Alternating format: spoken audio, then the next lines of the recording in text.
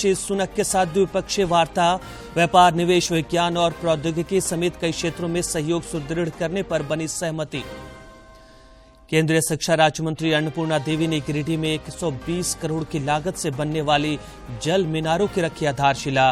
कहा, लाखों लोगों को मिलेगा शुद्ध जल। राज्य के अधिकांश हिस्सों में 24 मई तक मौसम विभाग ने तापमान बढ़ने का जताया अनुमान। 18 से 20 जून के बीच मानसून के प्रवेश करने की संभावना। और राष्ट्रीय सब जूनियर हॉकी चैंपियनशिप में हॉकी झारखंड ने हॉकी हिमाचल को 0 के मुकाबले 18 गोल से दी शिकस्त।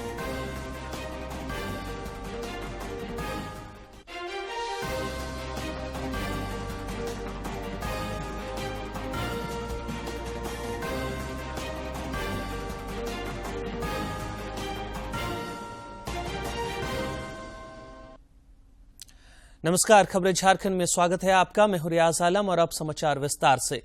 प्रधानमंत्री नरेंद्र मोदी ने ब्रिटेन के प्रधानमंत्री ऋषि सुनक से आज बातचीत की। दोनों नेताओं ने भारत और ब्रिटेन के बीच सामरिक साझेदारी की समीक्षा और दोनों देशों के बीच मुक्त व्यापार समझौता वार्ता में हुई प्रगति की समीक्षा की।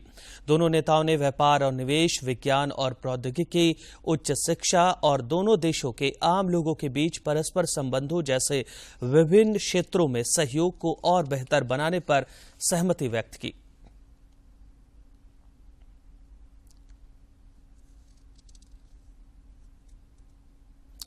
इससे पहले नरेंद्र मोदी और अन्य देशों के वैश्विक नेताओं ने आज हिरोशिमा पीस मेमोरियल में एटमी हमले में मारे गए लोगों को श्रद्धांजलि अर्पित की। हमले में मारे गए लोगों को श्रद्धांजलि अर्पित की। हिरोशिमा पीस मेमोरियल जो युद्ध की त्रासदी को, युद्ध की विभीषिका को दर्शाता है और पूरे विश्व को एक शांति का संदेश देता है। तमाम राष्ट्राध्यक्ष वहां पहुंचे और एटमी हमले में मारे गए लोगों को याद किया, उन्हें श्रद्धांजलि अर्पित की। करीब 1,40,000 से ज्यादा लोग इस एटमी हमले में मारे गए थे। प्रधानमंत्री नरेंद्र मोदी ने जापान के हिरोशिमा में चल रहे G7 शिखर सम्मेलन में खाद्य, स्वास्थ्य और विकास से जुड़ी समस्याओं के समाधान के लिए 10 सूत्री योजना का आह्वान किया। जापान के हिरोशिमा में चल रहे G7 शिखर सम्मेलन में प्रधानमंत्री नरेंद्र मोदी ने हिस्सा लिया। जापान के प्रधानमंत्री फुमियो किशिदा ने आयोजन स्थल पर पीएम मोदी की अगवानी की। सम्मेलन के दौरान प्रधानमंत्री नरेंद्र मोदी और अमेरिकी राष्ट्रपति जो बाइडेन ने एक दूसरे का गर्मजोशी से अभिवादन किया। प्रधानमंत्री नरेंद्र मोदी ने सम्मेलन में दुनिया, विशेषकर विकासशील देशों के सामने मौजूद खाद्य सुरक्षा, उर्वरक उपलब्धता और महामारी की चुनौतियों का उल्लेख करते हुए अंतर्राष्ट्रीय बिरादरी का आह्वान किया कि वो इसके समाधान को प्राथमिकता दे। उन्होंने कहा कि समावेशी खाद्य प्रणाली के निर्माण के लिए विश्व के सबसे कमजोर लोगों, खासकर हाशिए पर खड़े किसानों पर ध्यान केंद्रित करना प्राथमिकता होना चाहिए। पीएम मोदी ने वैश्विक खाद्य आपूर्ति श्रृंखला को मजबूत करने पर जोर दिया। उन्होंने कहा कि खाद्य संसाधनों पर कब्जा करने वाली विस्तारवादी मानसिकता पर रोक लगानी होगी। पीएम ने कहा कि संयुक्त राष्ट्र ने 2023 को अंतर्राष्ट्रीय मिलेट वर्ष घोषित किया है। मिलेट्स पोषण, जलवायु परिवर्तन, जल संरक्षण और खाद्य सुरक्षा की चुनौतियों का एक साथ निवारण करते हैं। पीएम मोदी ने खाने की बर्बादी को रोकने के लिए सामूहिक जिम्मेदारी लेने का आह्वान किया। कोविड का जिक्र करते हुए पीएम ने कहा कि इसने मानवता के सहयोग और सहायता के परिप्रेक्ष्य को चुनौती दी है। पीएम ने लचीली स्वास्थ्य सेवा प्रणाली की स्थापना को प्राथमिकता में शामिल करने का सुझाव दिया। उन्होंने कहा कि संपूर्ण स्वास्थ्य सेवा हमारा मूल मंत्र हो। इसके साथ ही एक पृथ्वी, एक स्वास्थ्य का सिद्धांत और डिजिटल हेल्थ, व्यापक स्वास्थ्य कवरेज लक्ष्य होना चाहिए। मानव जाति की सेवा में अग्रसर डॉक्टर और नर्सेज की मोबिलिटी हमारी प्राथमिकता होनी चाहिए। पीएम ने कहा कि विकास के मॉडल इसका मार्ग प्रशस्त करें, न कि विकासशील देशों की प्रगति में अवरोध बने। उन्होंने उपभोक्तावाद से प्रेरित विकास मॉडल को बदलने पर जोर दिया। उन्होंने कहा कि विकास, प्रौद्योगिकी और लोकतंत्र पर एक साथ फोकस करना होगा। उन्होंने कहा कि प्रौद्योगिकी विकास और लोकतंत्र के बीच ब्रिज बन सकती है।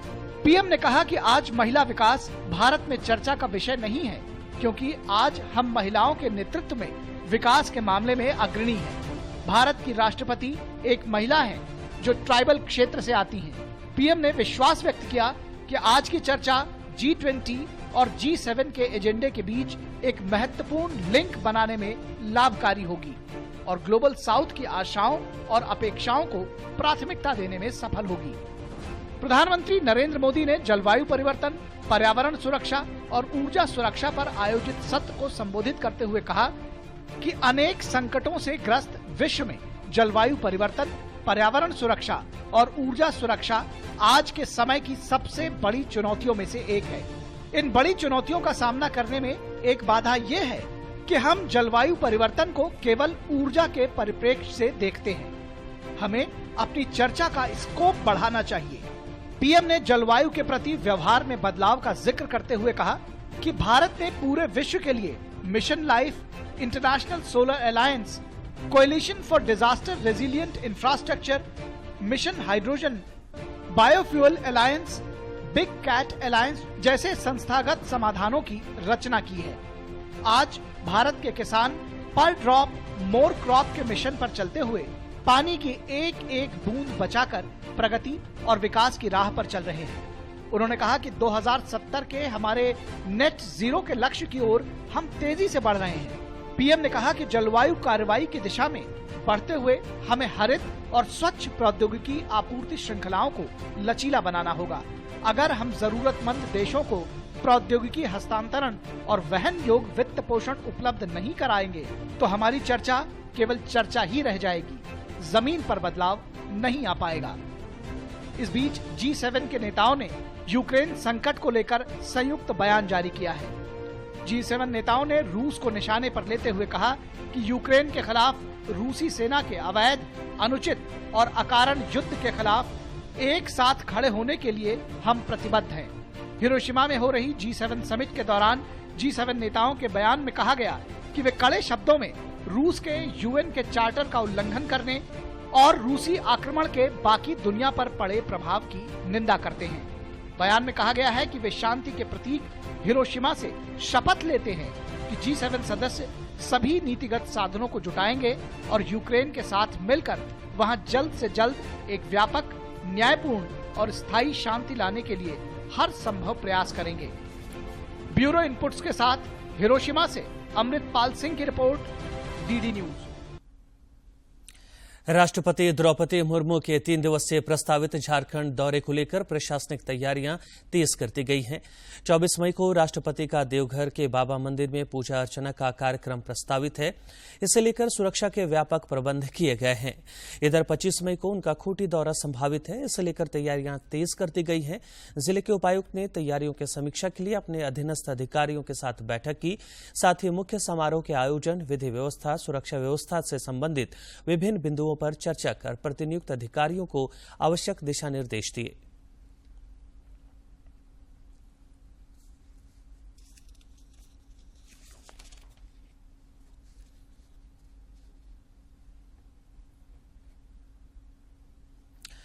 केंद्रीय शिक्षा राज्य मंत्री अन्नपूर्णा देवी ने गिरिडीह जिले के बगोदर में जल जीवन मिशन के तहत 5 बड़े जल मीनारों की आधारशिला रखी। इन जल मीनारों के निर्माण में 120 करोड़ रुपए की लागत आएगी। आधारशिला रखते हुए केंद्रीय राज्य मंत्री ने कहा कि प्रत्येक व्यक्ति को शुद्ध जल उपलब्ध कराना केंद्र सरकार की प्राथमिकता है। के अधिकारियों के साथ हर 2 दिन में मॉनिटरिंग होता था कि आप कहां तक पहुंचे, और 1 साल से ये देख रहे हैं कि बगोदर विधानसभा के अंतर्गत बिरनी और सरिया प्रखंड में 5 जलापूर्ति योजना का शुभारंभ हुआ है। उसमें पहला हम सभी बिरनी प्रखंड में 3 था और सरिया में 2 था। सरिया में अभी अमनारी में हम सभी खड़े हैं। बहुत ही महत्वाकांक्षी योजना है।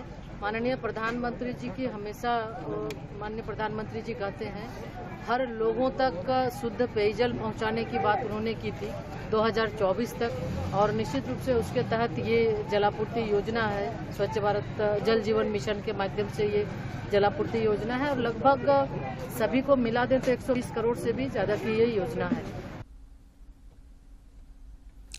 भाजपा विधायक दल के नेता बाबूलाल मरांडी ने संताल परगना क्षेत्र में मिनी एनआरसी लागू करने की वकालत की है। वे साहबगंज परिसदन में पत्रकारों से बातचीत कर रहे थे। श्री मरांडी ने कहा कि संताल परगना क्षेत्र में बड़ी संख्या में बांग्लादेशी घुसपैठ कर गए हैं। सरकार को इसकी जांच कराकर उन्हें वापस भेजना चाहिए। एक मिनी एनआरसी हो जानी चाहिए ताकि ये तो पता चले कि कौन कब और कहां से लोग आए हैं, आकर के लोग बसे हैं, और तब अपने आप पता चल जाएगा कौन देसी है कौन विदेशी है। कृषि मंत्री बादल और विभागीय पदाधिकारियों की टीम इन दिनों केरल दौरे पर है। टीम ने यहां केरला कृषि विश्वविद्यालय और मंथुनी स्थित college of veterinary and animal science जाकर वहां उपयोग की जा रही नवीनतम तकनीकों की जानकारी ली। इस मौके पर श्री बादल ने कहा कि कृषि के क्षेत्र में केरला विश्वविद्यालय देश के अग्रणी विश्वविद्यालयों में है। जरूरत पड़ी तो झारखंड सरकार भी यहां की नवीनतम तकनीक का सहारा लेगी।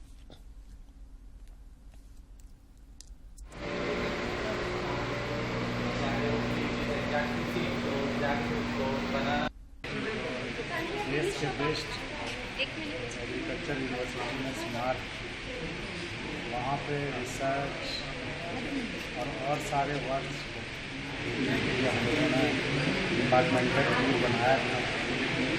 हमने सेक्रेटरी साहब डायरेक्टर साहब ने यहाँ पे प्रोफेसर से रिसर्च स्कॉलर से मिलकर नई नई टेक्नोलॉजी को इन्होंने जांच की है, जिससे लेबर कॉस्ट या फिर अन्य तरह की सुविधाएँ फार्मर्स को ये अवेल करा रहे हैं, बिल्कुल काबिल तारीफ है। और लगता है कि हमारे भी स्टेट में इस तरह की टेक्नोलॉजी का आना चाहिए। हमें ये भी यहाँ पे पता चला कि different source of financial assistance जो मौजूद है उससे हमें फाइनेंशियल असिस्टेंस लेना चाहिए। यूनिवर्सिटी का डायरेक्टर प्लानिंग है, तो Kerala agriculture university we have visited Agri-Business Incubator, which is a center for providing entrepreneurship on the job opportunities to youth। और उसके बाद फायर कंट्रोल के यूनिट पे अभी जो मैकेनाइजेशन के राइस के एरिया के मैकेनाइजेशन के अलग अलग टेक्नोलॉजी के ट्रेनिंग्स भी दे सकते हैं। स्नातक पाठ्यक्रम में दाखिले के लिए संयुक्त विश्वविद्यालय प्रवेश परीक्षा CUET आज से देश भर में शुरू हो गई है। कंप्यूटर आधारित इस प्रवेश परीक्षा का आयोजन राष्ट्रीय परीक्षा एजेंसी कर रही है। भाषाओं में हो रहा है। हिंदी, अंग्रेजी के अलावा ये विभिन्न क्षेत्रीय भाषाओं में कराया जाएगा। हालांकि जम्मू कश्मीर में आज होने वाली परीक्षा 26 मई को आयोजित की जाएगी। इसी तरह मणिपुर में भी कानून व्यवस्था की स्थिति को देखते हुए परीक्षा 29 मई को होगी। शैक्षणिक सत्र 2023-24 के लिए करीब 250 केंद्रीय राज्य विश्वविद्यालयों और विभिन्न स्नातक कार्यक्रमों में प्रवेश के लिए की परीक्षा आयोजित की जा रही है। सरायकेला खरसावां जिले में पुलिस ने बैंक कलेक्शन एजेंटों से हथियार के बल पर लूटपाट करने वाले गिरोह का उद्भेदन किया है। इस सिलसिले में 2 अपराधियों को गिरफ्तार किया गया है। सरायकेला SDPO हरविंदर सिंह ने पत्रकारों को बताया कि 26 अप्रैल को राजनगर थाना क्षेत्र से बैंक कलेक्शन एजेंट से 2 अपराध कर्मियों ने 1,57,000 रुपए की लूट की थी। उन्होंने बताया कि गिरफ्तार दोनों अपराधियों का आपराधिक इतिहास रहा है। के निर्देश अनुसार एक विशेष टीम का गठन किया गया था। टीम के द्वारा बहुत ही त्वरित कार्रवाई करते हुए ह्यूमन इंट और टेक्निकल इंट का यूज करते हुए बहुत कम समय में जो है इस कांड का उद्भेदन किया है, जिसमें कि एक व्यक्ति जो है पकड़ा गया है और एक व्यक्ति मौके से भागने में सफल रहा। जो पकड़ाया व्यक्ति है उसका नाम है मोहम्मद हुसैन, इनके पिता का नाम अनीसुद्दीन है। ये बालीपोसी थाना सरायकेला के रहने वाले हैं। इनके साथ जो इनकी टीम में जो रेकी का काम करता था लखन महतो, उसकी भी गिरफ्तारी की गई है। एवं इनकी निशानदेही पे काफी सारी चीजें बरामद हुई हैं जो कि लूट में प्रयोग हुई है या लूट करने के बाद जो उनको यूज नहीं लगा जिन मटेरियल का, जिनको जला के इधर उधर उन्होंने फेंका है। पश्चिमी सिंहभूम जिले के बंदगांव प्रखंड क्षेत्र से पुलिस ने 3 केन बम बरामद किया है। प्रतिबंधित नक्सली संगठन भाकपा माओवादी ने पुलिस को नुकसान पहुंचाने की नीयत से इन बमों को तेंदा गांव के समीप जंगल में लगा रखा था। तीनों बमों को सुरक्षा बलों ने नष्ट कर दिया है। प्रधानमंत्री आवास योजना के तहत पक्का मकान मिलने से देश भर में करोड़ों लोगों की जिंदगी बदल गई है। झारखंड में भी यह योजना मील का पत्थर साबित हुई है और इससे जीवन की कई मुश्किलें दूर हो गई हैं।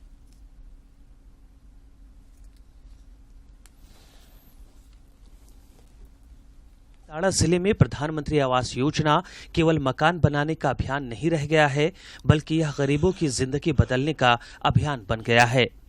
मिट्टी की दीवार, घास फूस और खपरैल घरों में रहने वाले परिवार आज पक्के मकान में रहकर सुकून की जिंदगी जी रहे हैं। पहले हम लोग खपरा के घर में रहते थे, मिट्टी के घर में, और जब वर्षा होता था तो घर में पूरा पानी छूता था, घर भी पूरा गिल्ला हो जाता था और बाल बच्चा में रहने में पूरा दिक्कत होता था।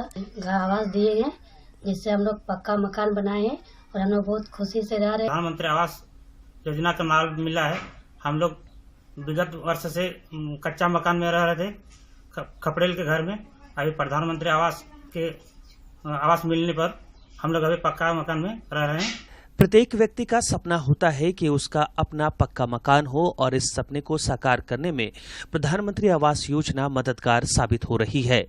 घर का सपना साकार करने के लिए लाभार्थियों ने प्रधानमंत्री नरेंद्र मोदी के प्रति आभार जताया है। घर मिला, हम लोग बहुत खुश हैं।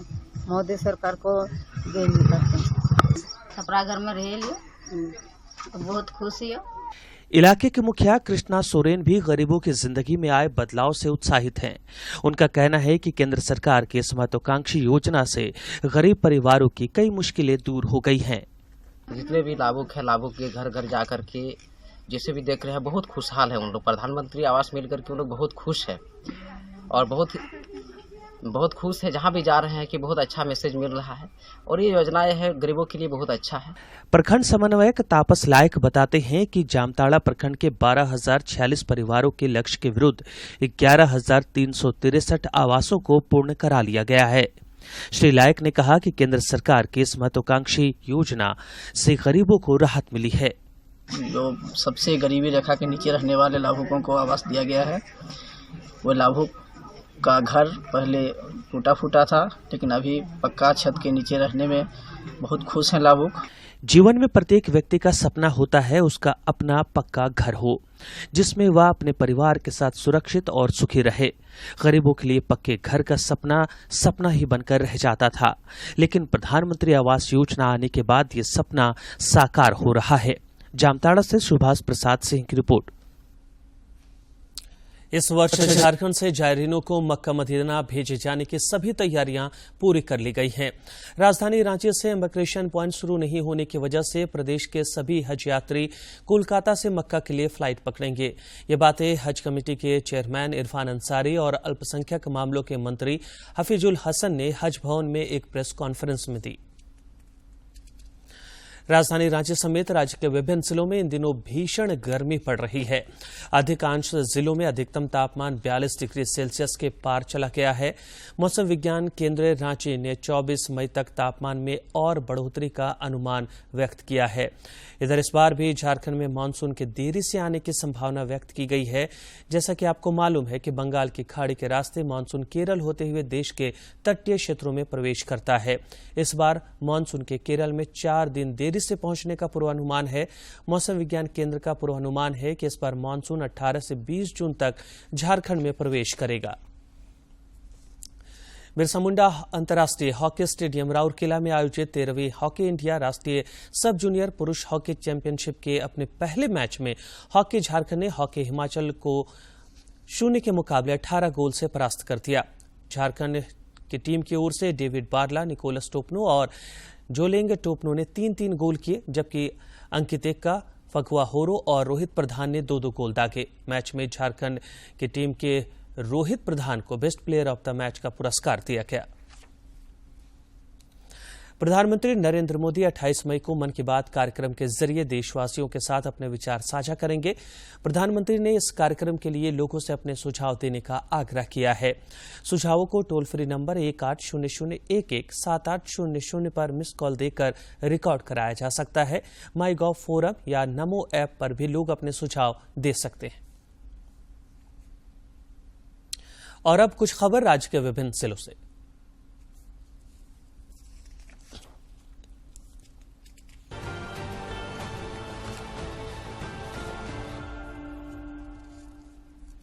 गुमला जिला में जिला मत्स्य संपदा योजना को बढ़ावा देने के लिए कई स्तरों पर प्रयास किए जा रहे हैं।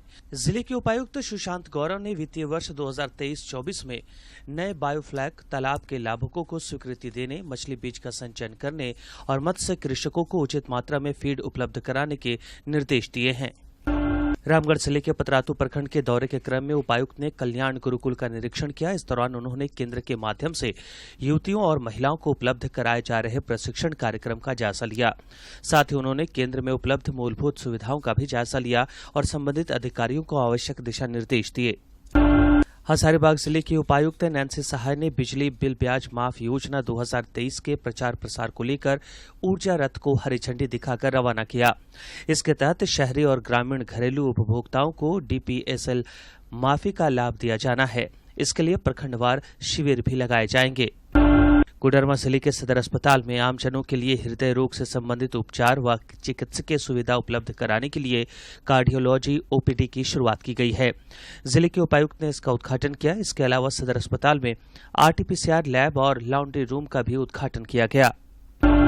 बोकारो जिले के परिसदन में अनागत प्रश्न क्रियान्वयन समिति के समीर कुमार महंती ने जिले के वरीय पदाधिकारियों के साथ बैठक की। इस दौरान उन्होंने क्रमवार सभी प्रश्नों का उत्तर जाना और पदाधिकारियों को जरूरी दिशा निर्देश दिए। साहिबगंज के उपायुक्त रामनिवास यादव की अध्यक्षता में पीसीपीएनडीटी एक्ट के तहत जिला सलाहकार समिति की बैठक आयोजित की गई। बैठक में जिले में पंजीकृत सोनोग्राफी केंद्र, उनके पंजीयन के नवीनीकरण, नए पंजीयन और सोनोग्राफी केंद्रों के निरीक्षण की समीक्षा की गई। देवघर जिले में मिजिल्स रूबेला टीकाकरण अभियान के प्रभावी क्रियान्वयन के लिए कई स्तरों पर प्रयास किए जा रहे हैं। आम लोगों में इसके प्रति जागरूकता लाने के लिए जिले के उपायुक्त मंजूनाथ भजंत्री ने अपने दोनों पुत्रियों को मिजिल्स रूबेला का टीका लगवाया। कृषि व घरेलू बिजली उपभोक्ताओं को बकाया बिजली बिल पर राहत देने के उद्देश्य से बिजली विभाग की ओर से वन टाइम सेटलमेंट स्कीम चलाई जा रही है। इस योजना से लोगों को अवगत कराने के लिए पलामू के उप विकास आयुक्त रवि आनंद ने जागरूकता रथ रवाना किया। मौके पर विद्युत विभाग के कार्यपालक अभियंता भी मौजूद थे। पाकुड़ प्रखंड सभागार में मनरेगा के अंतर्गत बिरसा हरित ग्राम योजना के तहत वृक्षारोपण के लिए लाभुकों का 1 दिवसीय प्रशिक्षण कार्यक्रम का आयोजन किया गया। कार्यक्रम की अध्यक्षता पाकुड़ बीडीओ ने की। इस दौरान लाभुकों को पौधारोपण के लिए प्रेरित किया गया।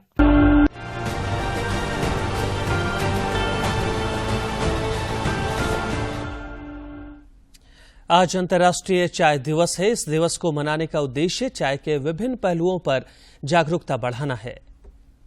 उत्पादन, खपत और स्वास्थ्य लाभों सहित चाय के विभिन्न पहलुओं के बारे में जागरूकता बढ़ाना है। चाय कई विकासशील देशों के लिए आय का एक प्रमुख स्रोत भी है। आज चाय का आनंद अनगिनत किस्मों में लिया जाता है, जिसमें काली, हरी, सफेद, ओलोंग और हर्बल चाय शामिल है। ये एक विश्व स्तर पर पोषित पेय बना हुआ है जो दुनिया भर में लोगों और संस्कृतियों को जोड़ता है। इससे पहले चाय उत्पादक देश 15 दिसंबर को अंतर्राष्ट्रीय चाय दिवस मनाते थे, क्योंकि तब तक इसे संयुक्त राष्ट्र की ओर से मान्यता नहीं दी गई थी। इसे लेकर भारत सरकार ने बड़ी पहल की और 2015 में संयुक्त राष्ट्र के खाद्य और कृषि संगठन के माध्यम से आधिकारिक तौर पर अंतर्राष्ट्रीय चाय दिवस मनाने का प्रस्ताव रखा, जिसे स्वीकार कर लिया गया। भारत में चाय की लोकप्रियता और स्वीकार्यता का अंदाजा इससे आसानी से लगाया जा सकता है कि दुनिया भर में सबसे अधिक कुल उत्पादन की लगभग 30% चाय की खपत भारत में होती है। आईपीएल क्रिकेट में आज मुंबई इंडियंस का सामना सनराइजर्स हैदराबाद से और रॉयल चैलेंजर्स बेंगलुरु का सामना गुजरात टाइटंस से होगा। हैदराबाद के बीच वानखेड़े स्टेडियम में खेला जाएगा। प्लेऑफ में पहुंचने की उम्मीदों को मजबूत करने के लिए मुंबई इंडियंस को बड़ी जीत दर्ज करनी होगी। सनराइजर्स हैदराबाद प्लेऑफ की दौड़ से पहले ही बाहर हो चुका है। मुंबई ने इस सीजन में अब तक 13 मैच खेले हैं, जिसमें से टीम ने 7 में जीत दर्ज की है। वहीं 6 मैचों में मुंबई इंडियंस को हार मिली है। वहीं दिन का दूसरा मुकाबला रॉयल चैलेंजर्स बैंगलोर और गुजरात टाइटंस के बीच खेला जाएगा। एम चिन्नास्वामी स्टेडियम में ये मैच होगा। प्लेऑफ में जगह बनाने के लिए आरसीबी को ये मैच हर हाल में जीतना होगा। वहीं गुजरात टाइटंस पहले ही प्लेऑफ में पहुंच चुकी हैं। आइए इस रिपोर्ट में देखते हैं सेहत के बाद।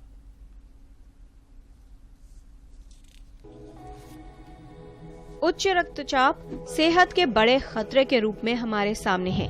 उच्च रक्तचाप यानी हाइपरटेंशन, ये समस्या काफी लोगों को परेशान करती है।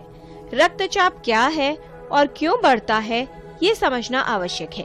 हृदय हमारे शरीर में एक पंप का कार्य करता है और ऑक्सीजन से भरपूर रक्त पूरे शरीर में संचारित होता है। संचरण के समय होने वाले रक्त के दबाव को रक्तचाप यानी ब्लड प्रेशर कहते हैं। शरीर की रचना और आयु के अनुसार विभिन्न व्यक्तियों के रक्तचाप में मामूली अंतर होता है। रक्तचाप सामान्य दैनिक क्रियाओं को प्रभावित करता है। यदि रक्तचाप का स्तर काफी लंबे समय तक अधिक रहे तो इससे शरीर के अंगों पर प्रभाव पड़ने लगता है। हाइपरटेंशन यानी उच्च रक्तचाप से ग्रस्त लगभग 90% रोगियों में हाइपरटेंशन के कोई लक्षण नजर नहीं आते। उच्च रक्तचाप से ग्रस्त व्यक्ति के लिए सही इलाज करवाना और नियमित रूप से दवाएं लेना जरूरी है। उच्च रक्तचाप का सही प्रबंधन कर इससे होने वाली जटिलताओं से बचाव किया जा सकता है। किरण भारद्वाज, डीडी न्यूज। धरती पर जल ही जीवन का आधार है और जल ही जीवन है। इस बात को सभी जानते और मानते हैं, लेकिन जल संरक्षण और जल संचयन से बहुत ही कम लोगों को मतलब होता है। झारखंड के खूंटी जिला में जुगाड़ तकनीक से ग्राम सभा, सेवा वेलफेयर सोसाइटी और जिला प्रशासन के संयुक्त प्रयास से नदी नालों पर अनवरत बोरी बांध बनाए जा रहे हैं, ताकि बहते पानी को रोककर उसका उपयोग किया जा सके। धरती पर बहती जलधारा दरअसल धरती पर जीवन धारा है। ब्रह्मांड में ग्रह तो कई हैं, पर जल बिन सब सूने हैं। मतलब साफ है, जल है तो जीवन है। यही बात धरती को खास बनाती है। ये जलधारा बहकर बर्बाद ना हो जाए, इसके लिए झारखंड के खूंटी में एक अनोखा अभियान चल रहा है। यहाँ जुगाड़ तकनीक से ग्राम सभा, सेवा वेलफेयर सोसाइटी और जिला प्रशासन के संयुक्त प्रयास से नदी नालों पर अनवरत बोरी बांध बनाए जा रहे हैं, ताकि बहते पानी को रोककर उसका उपयोग किया जा सके। ये बोरी बांध ग्रामीण इलाकों के लिए भीषण गर्मी के मौसम में जल संचयन का बेहतर साधन बन गया है। तो ये एक बहुत अच्छा कंसेप्ट है और बिल्कुल ऑर्गेनिक कंसेप्ट है। इसमें हमने कोई भी बाहर का मटेरियल यूज नहीं किया। जो यहाँ पे नदी से ही बालू को बोरी में बंद करके यहाँ पे डाला गया है और ये बिल्कुल कम्प्लीटली श्रमदान से किया जा रहा है। हमको ऐसा लगता है कि इस बार हम लोगों ने कम से करीब 200 बोरी बांध बनाने चाह रहे हैं और एक बोरी बांध में अगर हम लोग देखें तो 40-50 लोगों का कंट्रीब्यूशन लगता है। तो गाँव के लोग सामूहिक रूप से सामने आए और एक साथ सब लोग मिलजुल करके हम लोग गांव के साथ और नदी को बचाने का काम किया, पानी को बचाने का काम किया है।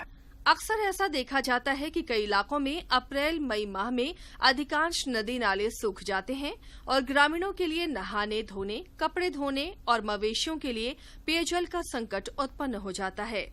बोरी बांध इस समस्या के काट के रूप में सामने आया है, जिससे लोगों को जल संकट से उबरने में काफी मदद मिली है। खूंटी के मुरहू प्रखंड के बनई नदी में बने बोरी बांध से तपती गर्मी में भी बेहतर जल संचयन का उदाहरण देखा जा सकता है। तो सिंचाई के लिए पानी की आवश्यक है, इसलिए हम लोग ग्रामवासी अपना एक तय कर लिया कि कम से कम मवेशी तो सिंचाई के लिए गेहूँ लगा है, सिंचाई के लिए पानी हो गया। जिले के कई इलाकों में बोरी बांध बनने के बाद स्थानीय लोग साग सब्जियों का भी उत्पादन करने लगे हैं, जो उनकी आय का अच्छा जरिया बन गया है। आसपास हरियाली बढ़ने से गर्मी के सीजन में मवेशियों के चारागाह की कमी भी पूरी होने लगी है। बोरी बांध रहने से वही सबसे पहले तो बैल उल सब पानी पीने के लिए और आदमी सब यहाँ ही आते हैं गाँव। और अंत में मुख्य समाचार।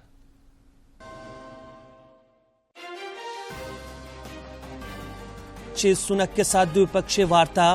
व्यापार, निवेश, विज्ञान और प्रौद्योगिकी समेत कई क्षेत्रों में सहयोग सुदृढ़ करने पर बनी सहमति। केंद्रीय शिक्षा राज्य मंत्री अन्नपूर्णा देवी ने गिरिडीह में 120 करोड़ की लागत से बनने वाली जल मीनारों की रखी आधारशिला। कहा, लाखों लोगों को मिलेगा शुद्ध जल। राज्य के अधिकांश हिस्सों में 24 मई तक मौसम विभाग ने तापमान बढ़ने का जताया अनुमान। 18 से 20 जून के बीच मानसून के प्रवेश करने की संभावना। और राष्ट्रीय सब जूनियर हॉकी चैंपियनशिप में हॉकी झारखंड ने हॉकी हिमाचल को 0 के मुकाबले 18 गोल से दी शिकस्त।